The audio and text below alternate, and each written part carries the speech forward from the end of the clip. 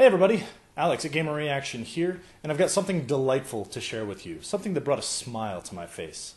And what could possibly do that any better than a new graphics card? Now, of course, this is the Galaxy MDT GeForce GTX 580. I know it's a lot of letters and numbers, but trust me, they are good ones. Now, there's a number of reasons that this card whoops ass. The first and most obvious, as you can probably see, is I've got a 3-monitor setup here. That's what the MDT is, multi-display technology. That's right, one card to rule them all. With one card, I've got all this. However, that's not as much as I could do. I could do 4 if I wanted to. But for the sake of gaming, Galaxy understands that 3 is really the way to go. So what you see here is I've got a desktop resolution of 3840 by 720. Now, it can get up to 5760 by 1080. That's a lot. That's with 4 monitors. But this is what worked out for me for this purposes. The second reason that this is so badass is because this card, as far as the GTX 580 series goes, which there are a lot of competitors, this one is the single fastest factory overclock at 860 megahertz. That's retarded fast, which I know is an oxymoron. Now, look at this. This is the glory of multi-monitor gaming. Naturally, across 3 screens there wouldn't be letterboxing because it would fill it up, of course. Check out the greatly increased peripheral vision here. This isn't just the same image stretched out across 3 screens, guys. This actually adds to your experience. Think of it like this. With just one monitor, you're gaming like a dog with a cone, or a horse with blinders. Does that horse look happy to you? Nay. This is you with one monitor. Yeah, let that sink in.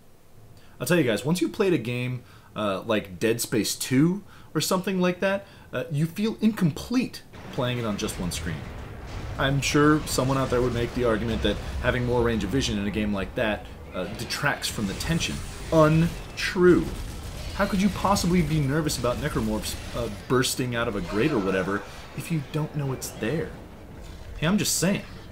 That grate looks shifty. Whatever.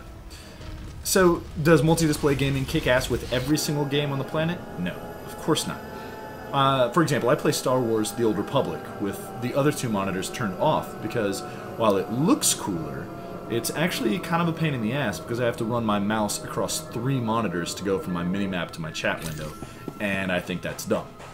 Of course, playing a game with a controller would never have that issue. But see, look at the space battles. There's so much more space. I can see Imperial fighters before I normally would with one screen, giving me a slight edge. So it's a give and take, really. Mostly take, though, don't worry. Other games work fantastically well across 3 screens. I mean, this Dirt 2 replay would look far less epic in scale on just one screen. And yet, despite this being you with just one screen, this card is more than just a multi-display card. It's also a freaking beast. Not all games work with the multi-monitor capabilities of the card, but still look phenomenal. Diablo 3 runs like a dream with this thing. Everything looks sharp, smooth, no jitters or lag, just pure, unadulterated radical sauce. That same sauce applies to the Elder Scrolls V Skyrim.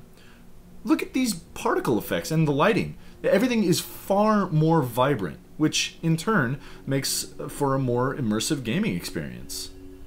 And now, here's me saying, now let's take a look at what's in the box. Now let's take a look at what's in the box. Kind of feel like an assassin with this thing. Everything's perfectly arranged. Like maybe there's a handgun on it. Anyway, okay, so here's what we got. For starters, we have 3 HDMI to mini HDMI cables for your 3 primary monitors. We've got a DVI to DP, and it's digital projection, adapter.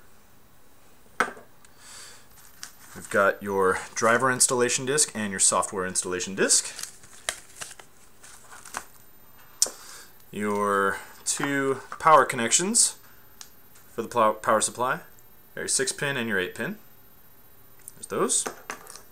And then in these 3 slots, you've got, they're all the same, so I'm not going to pull them all out, but you've got DVI to HDMI adapter. Zoop. And then, of course, the big badass itself, the card.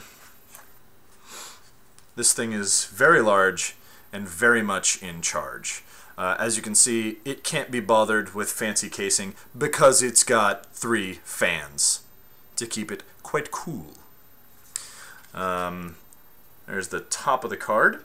As you can see, you've got your power connection right there, 6 and 8 pin, and then your SLI connect there at an angle, an SLI slot there, just in case you actually think you might need 2 of these, which is absurd. There is such a thing as too much power. On the back, no, I'm kidding. On the back, you got a little grill for chilling. Of course, I guess that'd be the inside. This is the back, where you've got your DP plug for your 4th monitor, and then your mini HDMI for your 3 primary monitors. And then the bottom of the card, you got your PCI Express right there. And the back, a classy brushed steel, and also the wise words, caution, hot surface. So maybe when you're running 28 games at once and this thing is going berserk, don't grab it. Just a little word of warning there. And that'll do it. That is the contents, or rather those are the contents of the box. Put it all back in here.